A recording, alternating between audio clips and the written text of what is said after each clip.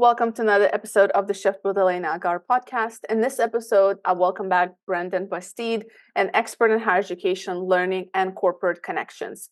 Together, we dive into the evolving landscape of work and education, discussing topics such as the shift towards valuing work-based experience, the importance of broad education coupled with specific skills, and the necessity of ongoing upskilling and reskilling in today's workplace.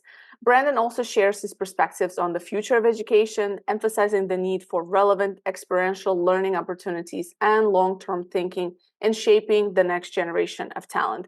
Join us in this discussion as we explore the challenges and opportunities in the changing world of work and education, offering valuable insights for both individuals and organizations alike. Enjoy. Brandon, welcome back to the Shift Podcast. Great to see you. Thanks for having me back on. I was just telling before we start recording, I could talk to you for hours, and I'm so happy to have you back again because I feel like there's just so much more that we can discuss around higher education and learning and corporates and so on. And you're probably one of the top people to really have a chat around these things. I think some of the things you're putting out there are very part of it is like, okay, well, I'm a little bit nervous, but then you're like, but here's a solution. So I love that. So you're not only focused on like what's the challenges we're having in higher ed and learning and the gap between the corporate and higher ed, but you're actually proposing some real solutions. But before we get into all of that, catch me up about your new role as the CEO of Brand ED. Was it branded or is it Brand ED? How does it actually say? How do you actually brand ed? Yeah, brand so like brand ed. education, brand ed, Yeah, and brand ed. That's part of the trick, right? Because you could say branded, but brand ed is the name of the organization, and it's really a special place. I mean, we're better known for the brands that we partner with. Sotheby's Institute of Art. We operate Sotheby's Institute of Art, for example, which was initially founded inside Sotheby's and was spun out as a separate institution, still with the Sotheby's name. Condé Nast College of Fashion is one of the other organizations that we operate. And then we have the School of the New York Times and City Football Leadership Institute. Those of folks that are familiar with Manchester City, for example, the famous football club, the City Football is the parent of Manchester City. And so we operate across those four different brands and organizations. And we run programs that run the gamut from in-person pre-college programs for 10th, 11th, and 12th graders, for example, all the way up to master's degree programs with Condé Nast and Sotheby's Institute of Art. And so it's a big mix of pre-college, collegiate, master's degree, and professional programs. But at the core of this, Elena, is everything that we do across brand ed and across those four specific brand partners is about delivering relevant experiential education taught by industry experts. And it just happens to be through iconic, globally recognized brands. And so that's really at the epicenter of what we do.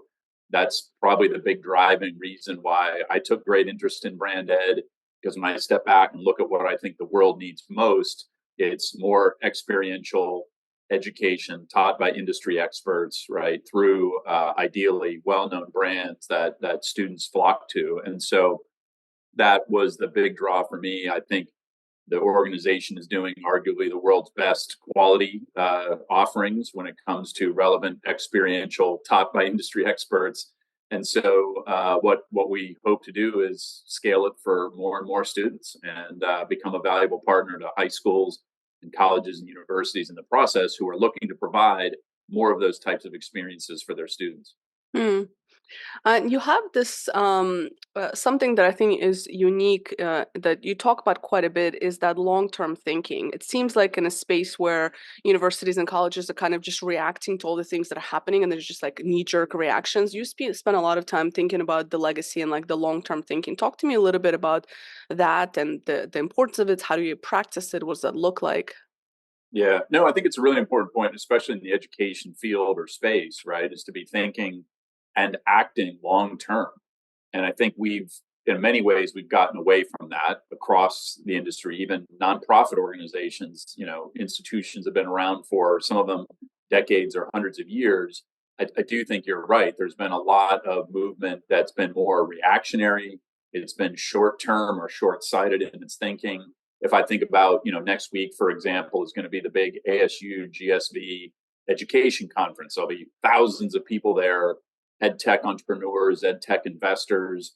I think, that's an industry that has been defined by a lot of folks starting businesses, or I'll say not even businesses, apps, educational apps that have been designed to be short term in their nature, right? To serve a specific purpose or a very niche type of the marketplace, to try and sell it quickly and get the return on investment as a result in a very short period of time.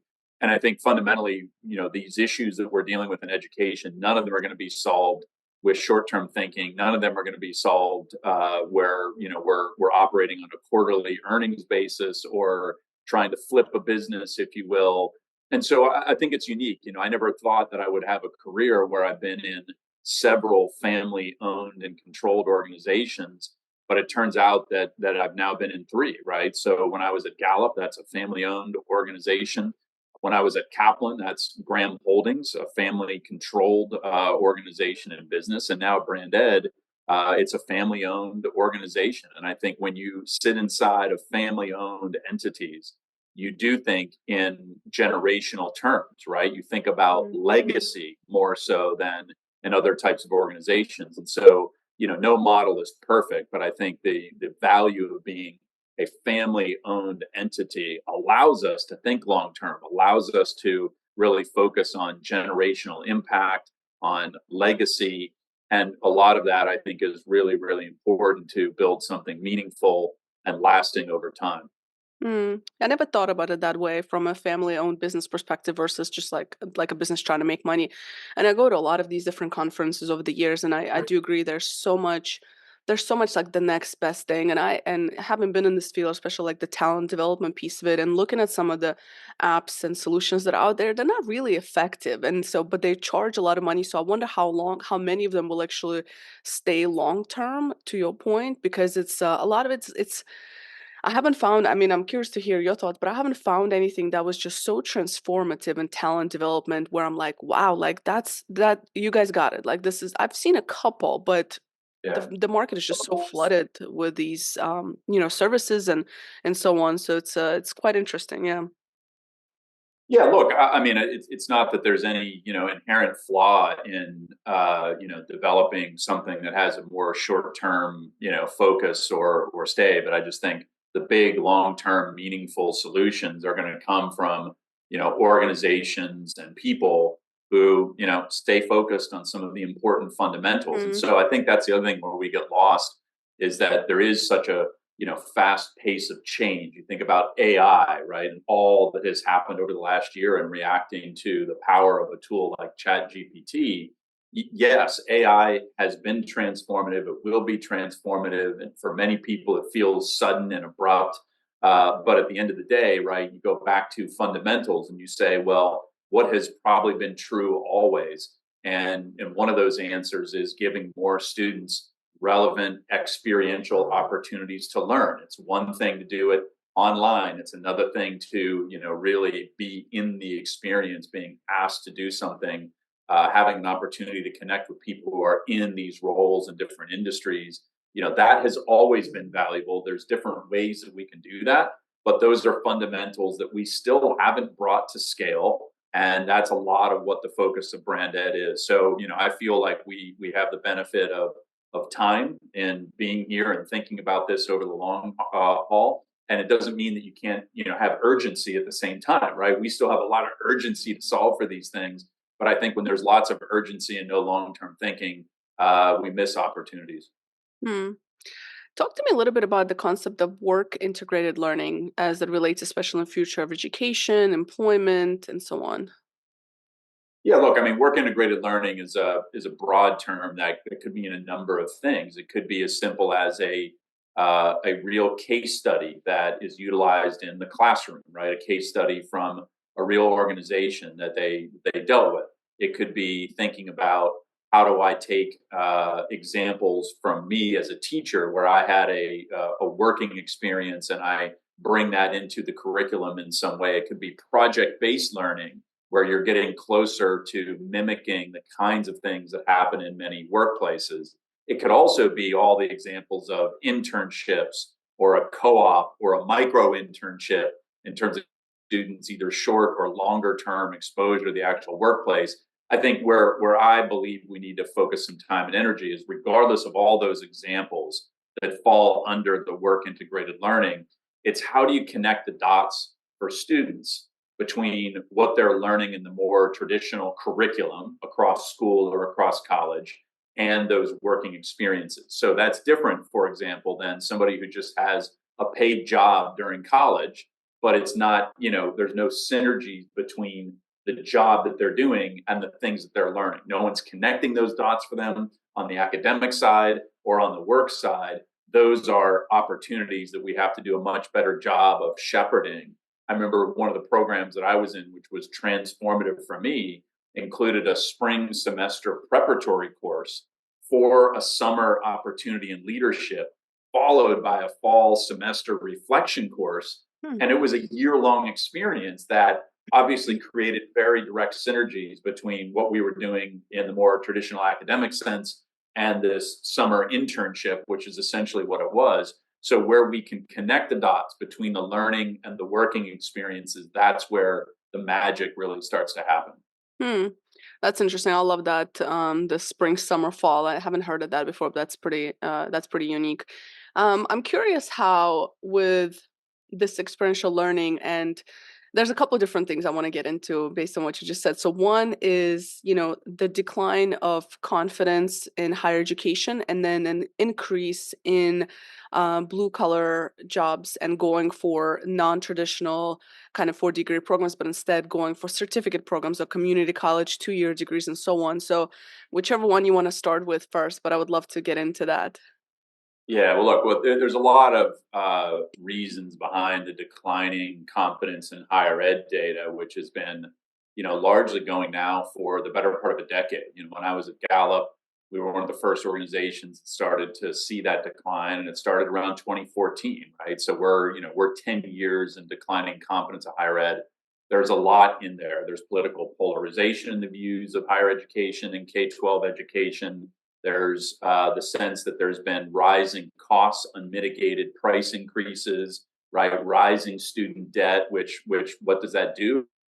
It's on what's the return on my investment, right? If I'm an individual student or a parent, right, thinking about the money that I'm investing or the debt that I'm taking on, I want to know what the ROI is. As the price tag goes up, I start asking tougher questions about what I get in return. But let's not lose sight of what I think is the biggest reason why there's been declining confidence, and that is doubts about the work readiness of graduates. And that has been a resounding doubt, regardless of the different constituents that one might survey. You look at the U.S. general population, only about 13% of U.S. adults strongly agree that college graduates are well prepared for success in the workplace. You ask that of C-level business executives, only about 11% strongly agree to a similarly worded question. And so, 13 and 11% are not strong votes of confidence. That's part of the problem. And when the price tag is going up and consumers are asking harder questions about the ROI is embedded in the sense that I am getting better prepared for a job, right? I'm either getting a good or a better job as a result. The number one reason why Americans value higher education is to get a good or better job. And if we're falling down on that, even if it's just a perception that we're falling down on that really becomes the big problem here, Elena. And I think, there's been some progress in the recognition of that across higher ed. There's been some progress in, investing more in career services and more work integrated learning. But that is happening largely on the periphery. It's a handful of innovative institutions that are moving quickly against it. Our biggest issue is that we haven't scaled it. So I'll give you an example. Less than a third of in the US had an internship where they were able to apply what they were learning in the classroom. It's not that we're not doing this. It's that 2/3 of our graduates are missing the mark, right? So a third isn't going to get it done. We need to figure out ways to take this to much greater scale. And that's one of the big drivers of declining confidence in higher education. So if I said, what's my magic wand to regain that confidence? It's the word relevance. We need to be able to show very definitively that what we teach is relevant. It's relevant to potential jobs and careers. It's also relevant to life, right? And unfortunately, there's a great stat on this. Only 26% of those who have touched U.S. higher education, 26%, say that what they learned was relevant to their work or to their life. So, in the study was asked across both dimensions. It's only 26% who believe that what they learned in college is relevant to their work or their life. That is the metric that we have to improve. And there's a lot of different ways to do it, as I mentioned, under that work integrated learning umbrella. There's many, many, many different ways to slice it. We haven't been very intentional about it, and we haven't brought it to scale. And that's our biggest challenge. Mm.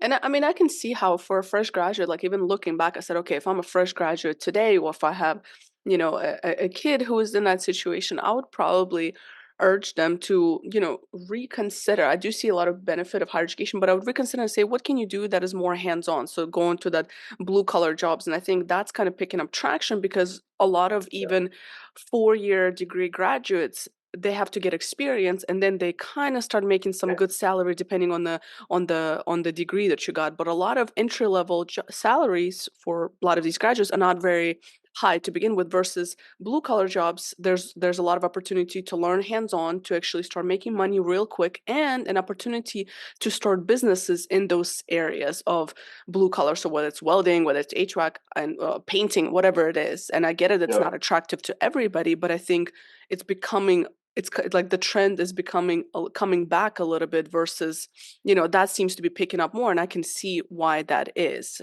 Any thoughts on that? Yeah, look, there's clearly in the data resurgence in interest in more of the trades, right, or going directly into various jobs or work, absent a bachelor's degree. There's real momentum behind skills-based hiring movement among employers. Still a lot of work to do there, but more and more states and more employers are dropping the bachelor's degree required framework in many of their job descriptions. It's still going to be an advantage, make no mistake about it, but it's being dropped as a requirement. So we are embracing a skills forward hiring movement. We do see a trend of younger adults coming out of high school and more directly into apprentice or other trade type programs. And look, the reality is, look at what's happened with the economy and with our demographics in the United States, right? We have been in a sustained period of historic unemployment for about a decade now, with the exception of the black swan event of a pandemic, right, which spiked unemployment really high. That lasted about 18 months, right? The pandemic spike in unemployment was about 18 months. If you look at the past 10 years, we've been at near historically low unemployment rates, which is about the longest period of sustained low rates of unemployment we've ever seen. The reality is, if you look at our demographics in the United States, the human pie is not growing. And there's no projection, even through 2060, that suggests that that will be the case. Birth rates are near all-time lows. Immigration rates are near all-time lows. We've got some 70 million baby boomers expected to retire in the next 5 years.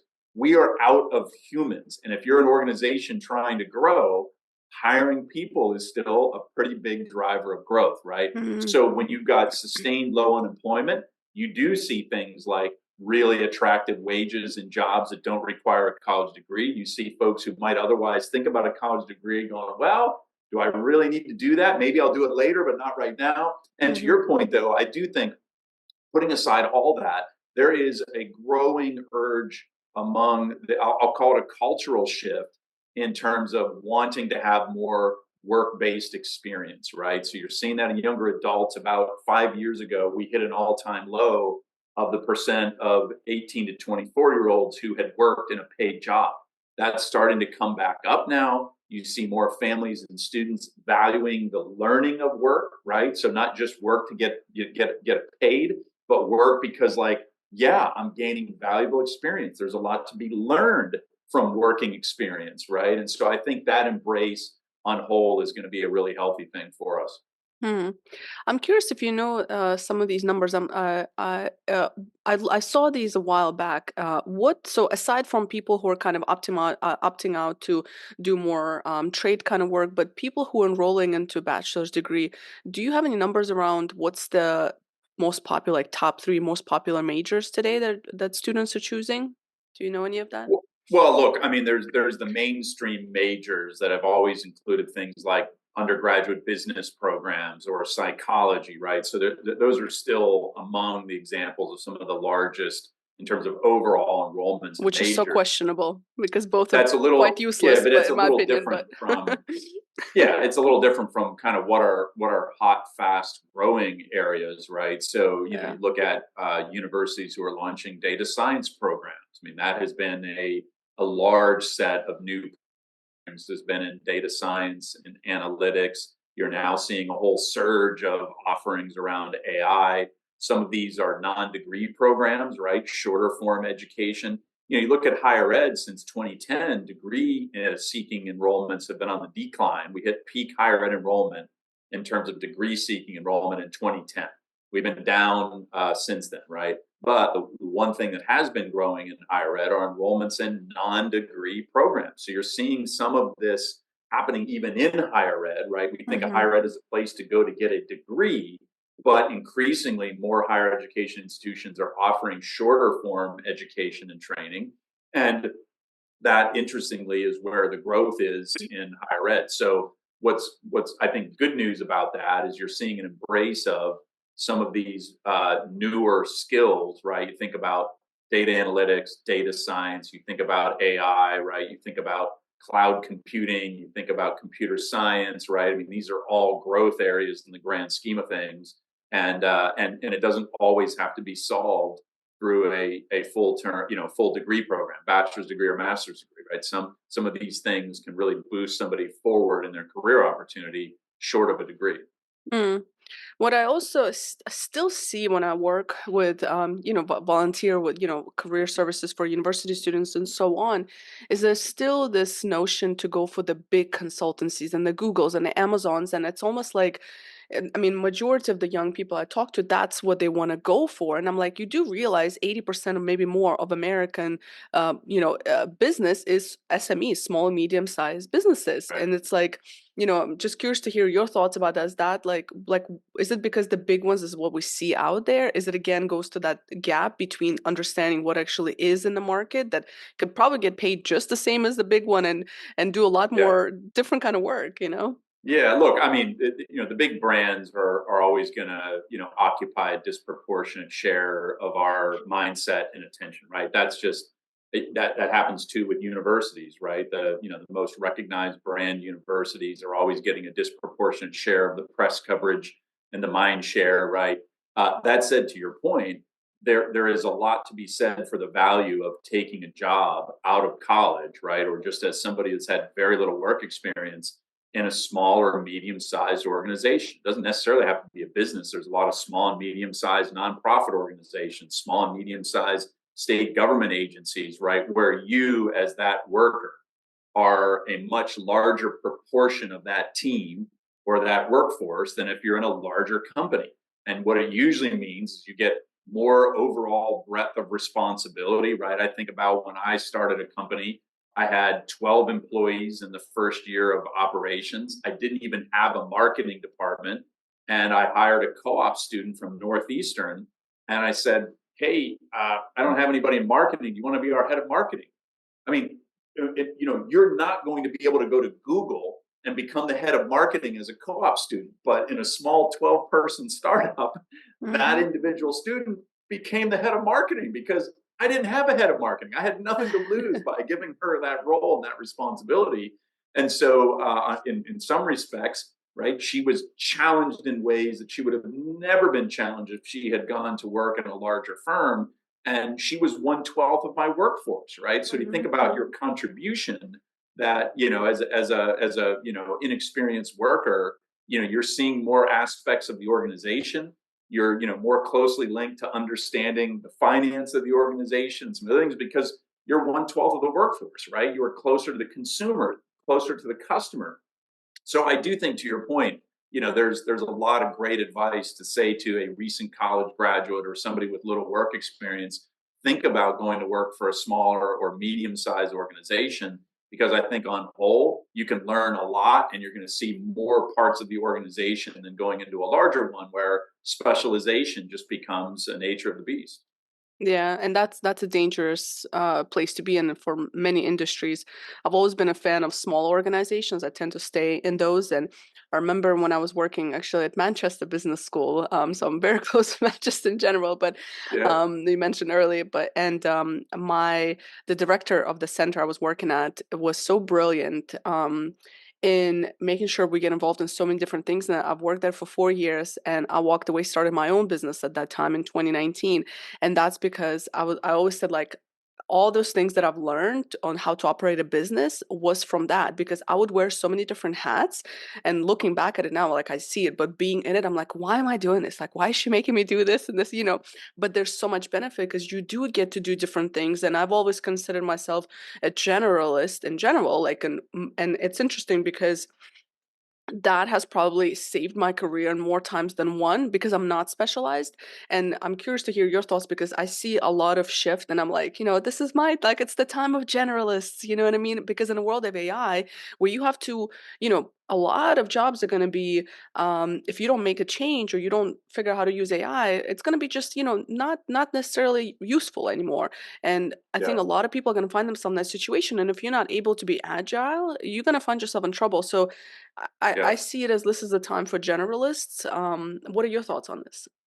Yeah, look, I agree. I think it plays on this theme, right, where you say, for example, what do employers most want out of a graduate or somebody they hire? And I'll summarize it. They want both a broadly educated and specifically skilled graduate. Like if you ask them about the kinds of graduates they want to hire, right, they want them to be broadly educated and specifically skilled. It's not one or the other. It's not an either or. It's a both and.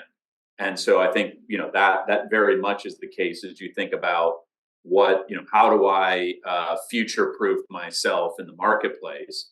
I mean, one way could be I'm such an expert and so specifically kind of skilled in one area that you can't disrupt me. Maybe right, somebody who's super highly skilled in a particular area, that might be way if you're world class, right, to future proof yourself. But I think it's going to be, and then if you're just the generally educated, but you don't have at least some specific skill sets that can be applied, or you're learning new skill sets as part of what you're doing, I think that's another way to be disrupted. But somebody who broadly understands how an organization works, knows various functional areas, right, an understanding of whether you're in a nonprofit, government, or for-profit entity, like what are the sources of funding that keep this place alive, right? Like it's stunning to think about how few people think carefully about that. They think about the role they're in, they think about the tasks they're doing, right? But like to be able to kind of go up at the 50,000 foot level and go, well, actually, like what are the major drivers of this organization's Hmm. success, right? Like what keeps it alive? So I think, look, the opportunity to work in a small or medium sized organization does give you more of that general breadth and understanding, right? Generally educated about that or the marketplace, but I still think we are going to have to strive to be learning new specific skills, whether those are tech skills or whatever they may be. So, but that's the blend, right? Maybe a T-shaped individual is a way to think about it. Broadly educated, specifically skilled, and I wouldn't go too deep on either one of those ends of the spectrum.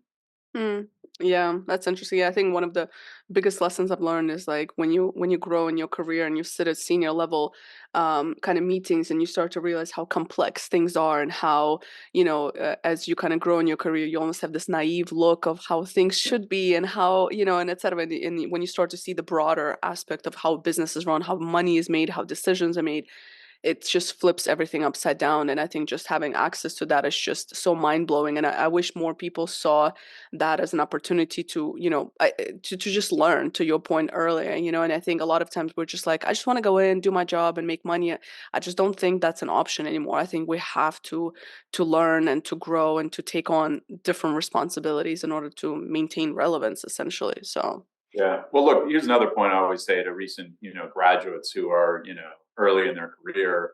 It's one thing to select the type of organization you work for, right? It's another thing to really evaluate who you're going to be working for in that organization. A lot of students will interview for the job. They don't interview the manager. I've talked to many graduates who are like, oh, yeah, I took a job wherever it is, right? Big consulting firm, you name it. And I say, well, tell me about the person you're going to be working for. And they're like, what? Like they actually who they're going to be reporting to, right? They went through this big interview process. They were given a job, and they're not even sure who their manager is going to be. The single biggest determinant of success is who your manager is, right? That's a person who, on the worst end of this, right, somewhere in the middle is somebody who just focuses on your weaknesses and what you need to improve, and somebody who's a great manager is constantly trying to figure out what your special talents are, right? What your strengths are, and how to evolve what you're doing in your role around those talents and strengths, right? And so fundamentally, it's not just about the size of the company, the type of company, the brand name of the company. I mean, obviously, you and I are voting for smaller and medium-sized organizations over larger ones, but it's also very importantly who your manager is, right? And how to evaluate whether that person is going to be supportive of your growth and development or not so much. Mm. Speaking of managers, an interesting shift I also see, at least in the work that I do with youth, one of the things I struggle with is to encourage or I don't know, encourage the right word, but to have young staff take on more managerial responsibilities because so many just don't want to because they see that the managers, mid managers, senior managers are so overworked and stressed and so on. So it's like that's the other hurdle, right? And you see, and I think that's another reason why a lot of young people are just opting out of certain traditional grow careers that are growing in a particular way because they see how their manager is not in the best shape and they're like, I don't want that responsibility. I'm not trying to be in that position and stressed out. I just want to do my thing behind a computer and continue with my days. I don't blame them. Yeah, I think there's some similarities to think about what the challenge we've created for managers in organization is actually similar to the challenge we've created for teachers and faculty. What do I mean by that? We've in both roles, we've asked them to kind of be everything to everybody. So in a manager organization, we've asked that person to kind of be the business unit leader, right? To manage the P&L statement and know the business operations and hit the goals of the business operation. At the same time that we've asked them to be super mentors to all the people who report into them. And, look, it's possible to do both of those things really well, but that is an outlier in terms of having that type of talent in the same human being, right? And ultimately, with teachers, we've done the same thing. We've asked them to be subject matter experts and also be coaches and mentors for students. Well, again, it's hard to do both of those things really, really well.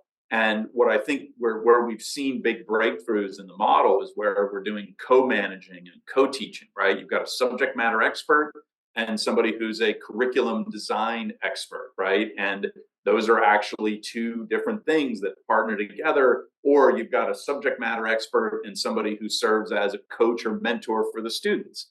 Different roles, different talents. And so I think that's what we need to be thinking about in the workplace as well with managers is I've got my business unit leader and who focuses on the coaching and growth of the individuals on the team, that of the same person. Yeah, and that nicely kind of shifts us back to the learning at work piece, right? And so, kind of as we wrap up this conversation, I'm curious, what are some of your maybe predictions or hopes or magic ones that you'd like to see in the workplace in the next year to 2 years, particularly as it relates to kind of learning and growth, and where do you think we're headed? Yeah, look, I've said this before in a number of talks and articles, but I fundamentally believe the future won't distinguish between places of learning and places of work. And what I mean by that is we need and we will see so much work integrated learning happening in schools and colleges that you'll kind of step back and go, well, is this an educational institution or is this a workplace, right? And in the workplace, for humans to remain relevant, we're going to have to do so much learning integrated work that workplaces are going to start to feel a lot more like educational institutions, where we're going to have to, just in simple terms, carve out more time for ongoing upskilling, reskilling, whatever we want to call it, training, development. There was a famous survey by IBM several years in the making, and it was a survey of hiring managers asking them, on average, how many days a year do people in your organization have to do training or learning or skilling to remain relevant. Half a decade ago, that answer was 3 days a year. That is now 34 days a year. So just in a half decade, we've increased by 10x the number of days required for training in the average, workplace to remain relevant. And I think that's only accelerating, right? So I think in simple terms, what we need in the workplace is to have more of that time and space dedicated to it, to be more planful and strategic about the kinds of training and learning and growth opportunities that are given. And in the school or the college setting, finding ways to bring work into the framework, just in terms of experience for students, but also the curation of that learning and working as something where you're helping connect the dots between the two. They don't just live in totally separate, unrelated universes, right? They're actually woven thoughtfully together. And you mentioned something important, is that creating that space, because right now, what I see in corporates, at least, again, just from my experience, is that we are just pounding that thing that they have to do the learning on top of their day jobs, on top of everything else, like you said, on top of wearing multiple hats, whether you're a fresh graduate coming in or an experienced manager. And it's almost like driving us further into decrease in performance because we're so overwhelmed, overworked, and so on. And so I think it's creating a space where people can, like, it's truly part of the workday versus something on top of their workday. I think that's going to be super, super important if it's sustainable. Totally agree with you. Some organizations, I think, are doing a good job of that, right? Where they're actually naming time and space during the quote unquote workday, whatever that is, for learning and growth and development opportunities. But far too many, as you noted, just expect it to be done on your own time, right? Like, you're going to work, X number of hours, and then, but this is something you do, on nights and weekends, or when you're not working like that. That's just not sustainable. It's not realistic. It's also not fair, right? And it's probably not pedagogically sound, because if you really, want people to develop and grow, these things have to be synergistic, right? My whole point about, you can't just have a job and have academic learning take place in a separate universe. Where the magic happens is when somebody sees that the work that they're doing is applied to some of the academic work they're doing, and vice versa. The academic work they're doing, or more what we would think of as more traditional academic work, has some relevance to a role or a job or whatever it might be. That's our real opportunity.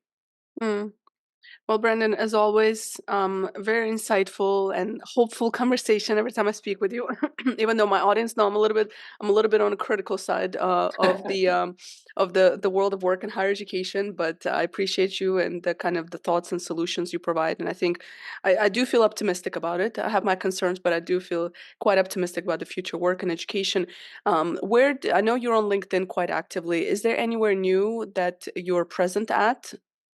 Yeah, so folks can find me most prominently on LinkedIn through posts that I make there, and also articles that I write on Forbes.com. So easy to find. Brandon Busteed. There's only one of us out there. So and I look forward to connecting with people on LinkedIn as well. Thank you. It's always a pleasure to have you. Thanks again.